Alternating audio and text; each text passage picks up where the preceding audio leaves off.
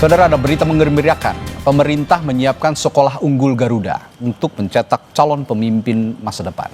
Bekerja sama dengan Universitas, Sekolah Garuda diharapkan bisa menjadikan Indonesia unggul di bidang sains dan teknologi. Indonesia akan menyongsong masa keemasan bonus demografi dalam 1 dekade mendatang. Lebih dari 60% penduduk Indonesia akan berusia produktif pada 2045, dan diantaranya adalah para calon pemimpin bangsa. Talenta unggul bangsa perlu terus diasah sehingga Presiden Prabowo Subianto berencana membangun sekolah unggul Garuda untuk calon pemimpin masa depan. Kita telah membangun dan akan membangun dan selesaikan sekolah unggulan untuk mengejar ketertinggalan kita di bidang sains dan teknologi. Kita bentuk sekolah unggul Garuda, rencananya 20 dan akan ada 80 sekolah unggul Garuda transformasi. Sekolah-sekolah yang sudah ada ikut dalam program ini. Dan kami 4 sekolah unggulan Garuda telah beroperasi pada tahun ajaran baru 2026 ini. Salah satunya Man Insan Cendekia di Ogan Komering Ilir, Sumatera Selatan yang menjadi sekolah unggulan transformasi. Sementara itu, sekolah Garuda lainnya tengah dalam tahap perencanaan pembangunan, seperti di Kabupaten Mempawah, Kalimantan Barat. Saat meninjau lokasi pembangunan 10 September lalu, Wamen Saintek Stella Christy mengungkap riset terkait biodiversitas menggandeng perguruan tinggi jadi salah satu fokus sekolah Garuda di Mempawah. Tetapi kita juga sudah mempunyai bayangan jika sekolah Garuda akan dibangun di sini, kita pasti akan menyatukannya, membuat satu karakteristik mengenai mangrove dan riset biodiversity mangrove termasuk carbon capture menjadi salah satu karakteristik utama dari sekolah Garuda tersebut dari bagian riset yang akan dilakukan oleh siswa-siswi. Program Sekolah Unggul Garuda akan mendidik siswa dari keluarga kurang mampu untuk mengasah talenta, terutama dalam bidang sains, teknologi, teknik, dan matematika atau STEM. Lulusannya diharapkan mampu menembus pendidikan tinggi di universitas unggulan dunia. Tim Liputan, Kompas TV. Dan kita bahas lebih dalam terkait sekolah Garuda ini bersama Wakil Menteri Pendidikan Tinggi, Sains dan Teknologi, Profesor Stella Christy. Halo Prof, apa kabar? Baik Mas Radi, terima kasih sudah diundang lagi ke sini. Juga hadir di studio Kompas TV. Ini saya excited nih ngomongin soal Garuda ini karena pertama saya dengar ini benar-benar datang dari hati kecilnya Pak Prabowo. Betul. Inisiasinya Pak Prabowo dan diejawantahkan melalui Prof. Stella saat ini. Nah kira-kira tapi yang publik juga ingin tahu, latar belakang Pak Presiden pengen banget sekolah Garuda diadakan di Indonesia itu apa sih? Pertama tadi kita sudah dengar Bapak Presiden melihat bahwa negara-negara yang sangat maju, pertumbuhan ekonominya terutama sekali itu harus terjadi atau hanya bisa terjadi lewat perkembangan sains dan teknologi. Hanya dengan sains dan teknologi lah kita bisa menjadi negara maju yang kuat dalam pertumbuhan ekonomi kita. Dan kunci pertumbuhan ekonomi berdasarkan sains dan teknologi ini hanya bisa terjadi oleh manusianya, oleh orang-orang yang sangat mumpuni di bidang sains dan teknologi. Lalu beliau melihat angka-angka nyata bahwa kalau kita melihat jumlah lulusan di bidang STEM di negara kita, di Indonesia ini masih jauh di bawah lulusan-lulusan STEM dibanding negara lain kalau kita bandingkan dengan Tiongkok dan sebagainya. Dan yang paling penting sekali adalah Bapak Presiden melihat bahwa Indonesia ini punya banyak orang pintar. Orang pintar ini tersebar di seluruh pelosok Indonesia. Jadi talenta itu ada di mana-mana, Bapak Presiden melihat itu. Namun beliau menyadari bahwa peluang tidak ada secara otomatis dimanapun. Sehingga menciptakan peluang ini adalah kunci bagaimana kita bisa memajukan sains dan teknologi negara kita. Jadi bagaimana kita bisa memberikan peluang bagi mereka yang sangat berprestasi dimanapun mereka berada di Indonesia. Oke, jadi ini satu wadah gitu ya buat mereka yang, artinya ini pilihan ya, orang-orang pilihan yang akan masuk ke sekolah Garuda ya. Betul. Dan ini kesempatan mereka untuk membuktikan diri bahwa mereka ini adalah anak-anak terbaik bangsa. Nah, sejauh ini sudah ada berapa yang didirikan sekolah Garuda ini di seluruh Indonesia? Sekolah Garuda mempunyai 2 skema. Jadi satu skema adalah yang namanya Sekolah Garuda Transformasi, yaitu menggunakan SMA-SMA yang sudah sangat berprestasi, namun masih perlu dioptimalkan. Jadi ada pembinaan bagi SMA-SMA tersebut. Tahun ini sudah terpilih 12 dari Aceh sampai Papua. Ini sudah terpilih 12 sekolah. Tetapi juga ada skema yang kedua, yaitu kita melihat di daerah-daerah yang masih belum mempunyai bahkan SMA yang sangat berprestasi, sehingga perlulah dibuat yang baru.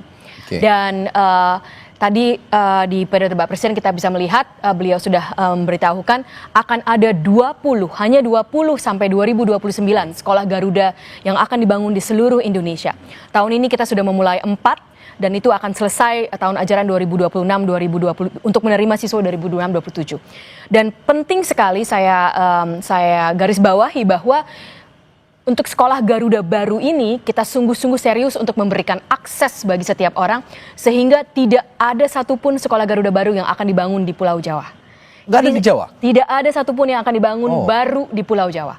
Yang transformasi ada yang di Jawa. Transformasi ada karena itu bekerja sama dengan SMA-SMA tadi. Betul, SMA yang sudah bagus. Yang baru? Tapi yang baru tidak ada satupun yang dibangun di Jawa. Tujuannya tentu saja untuk pemerataan pengetahuan untuk pemerataan pendidikan kita, untuk tadi lagi bahwa Pak Presiden melihat kita punya Einstein dan Marie Curie di seluruh pelosok Indonesia, tetapi peluang ini harus diciptakan. Jadi kita harus menciptakan peluangnya sehingga kita akan 4 tahun ini yang sudah terpilih itu di Belitung Timur, Nusa Tenggara Timur, dan juga di Kaltara dan di Sultra. Saya tadi sudah singgung sebenarnya sedikit soal siapa yang bisa masuk ke sekolah Garuda ini. Bicara sasaran, siapa sih sebenarnya yang berhak untuk masuk ke sekolah Garuda, boleh masuk ke sekolah Garuda ini? Apakah program-program ini benar-benar khusus untuk anak-anak keluarga miskin atau sebenarnya siapapun yang berprestasi bisa masuk ke sini?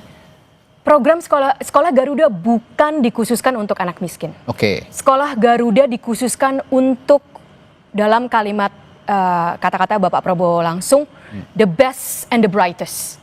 Namun penting sekali bahwa kita mengetahui bahwa banyak the best and the brightest yang berasal dari keluarga miskin. Dan inilah yang sampai saat ini di Indonesia belum ada wadahnya. Belum ada peluang untuk the best and the brightest yang berasal dari keluarga miskin. Jadi tujuan kita di sekolah Garuda adalah untuk memberikan peluang bagi setiap the best and the brightest dari Indonesia untuk bisa mendapatkan pendidikan yang paling berkualitas. Dan kita sangat serius terhadap bahwa mereka yang berasal dari keluarga miskin pun bisa mendapatkannya. Bahkan di Perpres, rancangan Perpres Sekolah Garuda yang sudah hampir final, tinggal ditandatangani Bapak Presiden, ini ada ayat pasal 15 ayat 2 mengenai menggunakan asas ekonomi untuk bisa masuk sekolah Garuda. Ini berarti crème de la crème ya? Crème de la crème of Indonesia. Sekolah yang benar-benar untuk anak-anak terpilih. Nah, saya sebenarnya ingin menyinggung juga. Tadi saya sudah tahu sebenarnya tujuannya sekolah Garuda ini. Tapi mungkin publik juga masih ingin tahu lebih detail, Prof. Soal apa sih sebenarnya diferensiasi antara sekolah Garuda dengan sekolah rakyat yang juga jadi program prioritasnya pemerintah. Nah, saya akan tanyakan hal itu sesaat lagi. Prof, tetaplah bersama kami di Sapa Indonesia Malam. Kami akan segera kembali.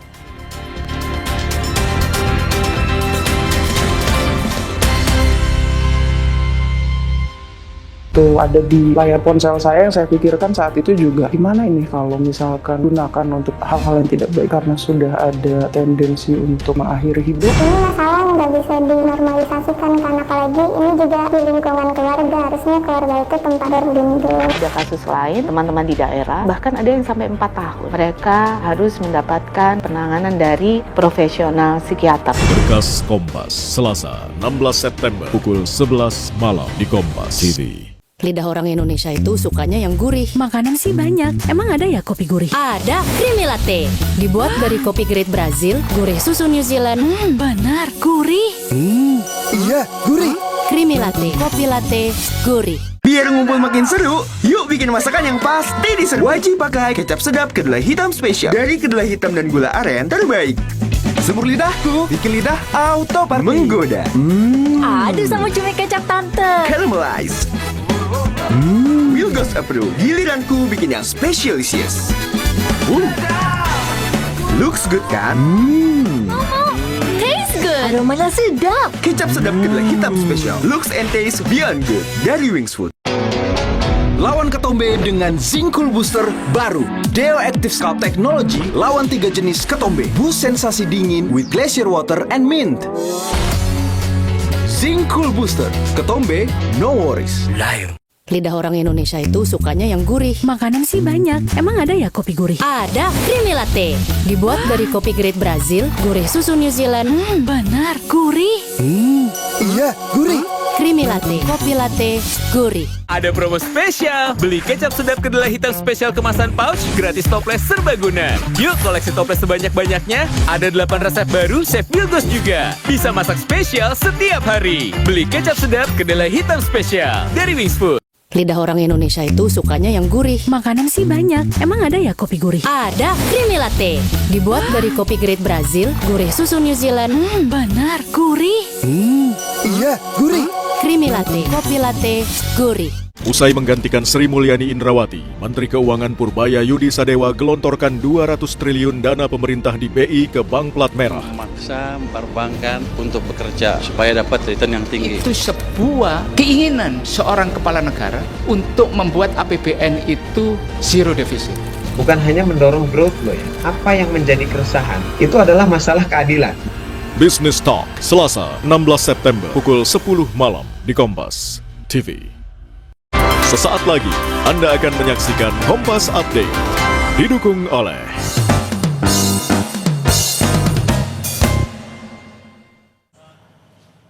Kompas Update pukul 19 waktu Indonesia Barat. Saudara, Rusia membombardir kota Zaporizhia di Ukraina Selatan dengan roket Senin malam. 13 orang terluka termasuk anak-anak. Serangan bertubi-tubi Rusia di Zaporizhia mengenai lebih dari 20 gedung apartemen hingga menyebabkan kebakaran. Presiden Ukraina Volodymyr Zelensky menyebut Rusia telah meluncurkan lebih dari 35.000 drone dan hampir 200 rudal ke Ukraina sepanjang 2 minggu terakhir. Zelensky mendesak para pemimpin Eropa membentuk sistem pertahanan udara pasca serangan militer Rusia.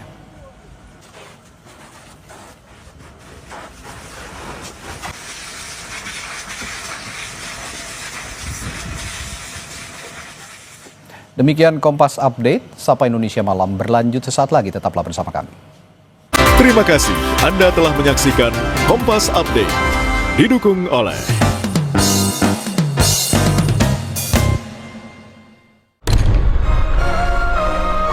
pilihan ibu selalu sama, yang terbaik untukku selamanya. Morinaga, nutrisi pilihan tepat untuk bangun potensi anak.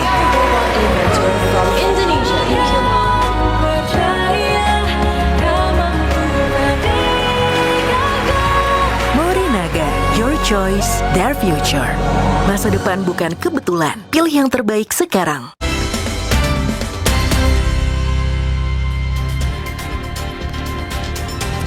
Kembali di Sapa Indonesia Malam masih membahas soal sekolah Garuda. Tadi saya bertanya ke Prof. Stella sebelum jeda bahwa saya sempat menyinggung juga tadi ada pertanyaan dari beberapa pihak begitu ya. Apa sih bedanya sebenarnya sekolah Garuda ini dengan sekolah reguler atau sekolah rakyat? Mungkin bisa jelaskan sekalian juga soal sistem pembelajarannya. Bagaimana nanti, Prof, kira-kira? Baik, sekolah rakyat, saya mulai dari sekolah rakyat dulu, ditujukan untuk bagi jutaan anak Indonesia yang masih belum bisa bersekolah karena mereka berasal dari keluarga miskin atau keluarga miskin ekstrim. Itulah yang ditujukan untuk sekolah rakyat. Sekolah rakyat ini dan sekolah Garuda melengkapinya. Saling melengkapi. Karena sekolah Garuda ini ditujukan untuk mereka yang sangat unggul, mereka yang sangat berprestasi, tetapi mungkin sampai saat ini belum mendapatkan kesempatan untuk bisa merealisasikan potensinya dengan seluasnya. Kalau saya pakai analogi, setiap orang harus bisa kesempatan untuk berolahraga. Namun kita juga harus memberikan kesempatan bagi mereka yang mempunyai talenta khusus di olahraga untuk menjadi atlet yang akan mendapatkan medali emas untuk di training secara khusus. Itulah kesinambungan antara sekolah rakyat dan sekolah Garuda. Jadi bukan tidak mungkin sekolah rakyat jika punya siswa-siswa berprestasi ditarik ke sekolah Garuda begitu ya? Tentu saja. Jadi ada kesinambungannya. Persamaan tadi sekolah Garuda ini bukan sekolah elitis. Kita memberikan beasiswa bagi 80% dari siswa-siswinya dan ini diperuntukkan untuk bagi mereka yang berasal dari keluarga kaya maupun dari keluarga dari keluarga miskin tapi mereka yang berprestasi. Oke. Nah, sekarang masuk yang agak sensitif nih, Prof. Ini kalau ngomongin program prioritas, pasti kan ada harga yang harus dibayar dan ada cost yang harus dikeluarkan oleh negara. Ya, dalam prinsip akuntabilitas dan transparansi tentu saja kita akan tanyakan soal ini. Pembiayaan program ini kan cukup besar, Prof. Karena mencakup pendidikan, asrama, gizi, sampai pembinaan karakter. Nah, gimana pemerintah menjamin keberlanjutan anggarannya supaya dari tahun ke tahun yang dinamakan program prioritas ini juga ada continuity-nya? Betul. Besar kecil itu kan relatif. Jadi kalau kita lihat secara konteks anggaran pendidikan 2025 itu 20% dari APBN, berarti 724 triliun, 724,3 seingat saya. Anggaran sekolah Garuda itu hanya 0,27%, 0,27% dari anggaran pendidikan. Bukan dari APBN ya, 0,27% dari anggaran pendidikan. Jadi, tapi kita sangat sudah menghitung secara jeli bahwa dampak yang akan dihasilkan itu sangat besar dan itu akan berkelanjutan. Sehingga kalau kita melihat, kalau kita berbicara tentang angka, kita selalu berpikir tentu saja dari perekonomian adalah return of investment. Dan kita sangat yakin bahwa return of investment untuk Garuda ini 0,27% untuk tahun ini untuk pendidikan itu akan menjadi sesuatu yang baik. Tapi ada yang kedua tadi keberlanjutan, betul sekali. Dan pertama untuk sekolah Garuda ini saya sudah diminta untuk melakukan riset oleh Bapak Presiden sejak 2024. Sehingga kita melakukan riset dengan secara detail perbandingan angka-angka, termasuk juga kita membangun ada yang namanya dana abadi. Jadi pembangunan dana abadi ini untuk memastikan bahwa sekolah Garuda ini tetap akan mempunyai keberlanjutan pembiayaan dari dana abadi yang dipupuk sejak sekarang. Jadi penggunaan yang bijaksana, yang efektif dan yang efisien sehingga kita setiap rupiah yang dipergunakan yang dari rakyat itu kembali lagi untuk rakyat kita. Jadi tidak usah khawatir, selama ada Prof. Stella, keberlanjutan sekolah ini akan terus berlangsung dan selama Anda punya talenta, selama anak-anak punya prestasi, akan dijamin di sekolah Garuda ini bisa. Terima kasih nih Mas Radi, saya cuma bisa bekerja sebaik-baiknya. Oke, nah tadi Anda juga bilang Prof, bahwa sekolah Garuda ini fokus mengembangkan bakat talenta sains dan teknologi di Indonesia. Nah, untuk masuk universitas terbaik di dunia. Nah, ini di dalam konteks ini tantangan yang paling besar menurut Prof. Stella apa sih? Sekolah Garuda ini konsepnya baru. Tidak ada sebelumnya yang seperti ini. Bahkan di dunia pun jarang kalau kita berbicara tentang program besar pendidikan itu pendidikan yang sangat berkualitas tapi ditujukan untuk bahkan orang-orang yang berasal dari keluarga miskin. Satu tantangan yang paling besar tentu saja adalah meyakinkan segala instansi yang harus bekerja sama yang perlu bekerja sama dengan kita bahwa konsep ini sungguh adalah konsep yang bisa membuat perubahan yang baik untuk semua orang. Jadi itu satu tantangan yang paling besar. Terkait dengan itu tentu saja tantangan yang lainnya, bagaimana kita bagaimana kita mengumpulkan bagaimana dananya, gurunya, agar sungguh-sungguh bisa terjadi sekolah yang diimpikan dan divisikan oleh Bapak Presiden. Jadi ini misi untuk mencari Prof. Stella berikutnya di masa yang akan datang supaya mengharumkan nama bangsa. Tapi begini, bicara soal pendidikan yang berkualitas, bicara juga orang-orang terpilih, siswa-siswa terpilih. Saya bertanya juga, menarik juga, banyak yang mempertanyakan juga, bagaimana dengan para tenaga pengajar, gurunya? Apakah mereka juga harus yang terpilih atau mereka sudah di-assess untuk menjadi guru di sekolah Garuda atau bagaimana? Kita tahu bahwa berdasarkan data yang kita kumpulkan dan kita risetkan itu, guru adalah kunci utama bahwa suatu sekolah menjadi sekolah yang berprestasi dan berhasil. Oleh karena itu, untuk gurunya, ini tentu saja akan kita dibuat formasi baru. Tetapi yang penting sekali dari sekarang pun untuk penyusunan konsep Garuda, termasuk anggaran, termasuk pendanaan, termasuk fasilitas, itu kita sangat mementingkan gurunya. Gaji guru sangat kita perjuangkan agar bisa yang setinggi-tingginya yang bisa kita dapatkan berdasarkan peraturan-peraturan yang ada. Saya juga memberikan contoh langsung. Hari ini saya selesai rapat meeting hampir 4 jam total dengan arsitek di tim arsitektur di 2 daerah, di Kaltara dan di Sultra. Lalu masukan saya yang paling penting untuk asrama siswa-siswinya udah cukup bagus. Tetapi untuk rumah gurunya saya minta ubah, besarkan luasannya dan percantik semua untuk gurunya. Karena untuk gurunya kita ingin yang terbaik. Nah, guru-guru ini diambil dari daerah-daerah setempat atau bisa juga across the country, misalnya dipilih dari Jakarta ataupun ada yang dari Bandung, dari mana? Dari sama seperti siswa-siswinya, guru-gurunya akan dipilih dari seluruh Indonesia. Tapi sama juga seperti siswa-siswinya, kita menginginkan agar ada representatif dari daerah tersebut. Jadi nanti akan ada sekolah Garuda di Belitung Timur. Kita mengharapkan siswa-siswi dari Belitung Timur dari Belitung, Bangka Belitung akan terrepresentasikan, tetapi dari seluruh Indonesia juga akan bersekolah di situ. Lalu sama juga dengan gurunya. Jadi kita akan pilih guru yang bagus. Ada data yang menyenangkan juga, yang sangat menyenangkan bahwa guru ini sebenarnya dengan pelatihan yang tepat, mereka pun yang fresh graduate bisa menjadi guru yang sangat mumpuni. Dan saya sangat percaya kita bisa mendapatkan itu di Indonesia. Jadi sekali lagi kabar baiknya bukan hanya para siswa, para guru juga. Betul, para guru juga ini merupakan kesempatan emas untuk bisa memberikan yang terbaik buat anak-anak calon generasi emas Indonesia di masa yang akan datang. Nah, Prof, kalau bicara tadi sistem pembelajaran saya sudah tanyakan, sekarang juga soal tadi Prof menyinggung soal asrama ya. Ini berarti kesiapan soal sekolah Garuda ini sampai benar-benar beroperasi itu targetnya sampai tahun berapa? Untuk yang kita bilang batch pertama, gelombang pertama ini akan selesai di tahun di 2026 bulan Juni. Jadi untuk 4 sekolah Garuda baru untuk penerimaan tahun ajaran baru 2026-2027. Satu yang sangat perlu kita garis bawahi agar publik mengetahui bagaimana sebenarnya spending untuk ini adalah sekolah Garuda ini untuk membentuk inkubator sebagai inkubator dari pemimpin bangsa. Dan kalau kita berbicara mengenai pemimpin bangsa, satu yang sangat penting adalah pemimpin bangsa kita haruslah mereka yang mempunyai wawasan global, tetapi penting sekali mempunyai kepekaan lokal terhadap keragaman dari berbagai macamnya Indonesia, beragamnya Indonesia. Itulah kenapa sekolah Garuda ini berasrama. Jadi asrama bukan hanya sekedar kita perlu memberikan asrama, itulah justru suatu ciri khas dari sekolah Garuda ini.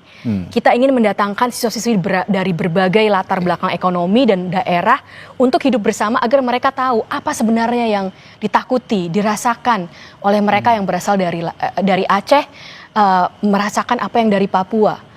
Itu yang perlu kita. Dan lebih bonding sepertinya kalau sistem seperti itu ya. Dan ada satu juga, kita bangun sekolah Garuda ini sebisa mungkin tidak di kota besar. Kenapa? Karena ada pilar yang ada 3 pilar Garuda. Pertama, penyeimbang akses; kedua, inkubator pemimpin bangsa; yang ketiga, prestasi akademik dan pengabdian kepada masyarakat.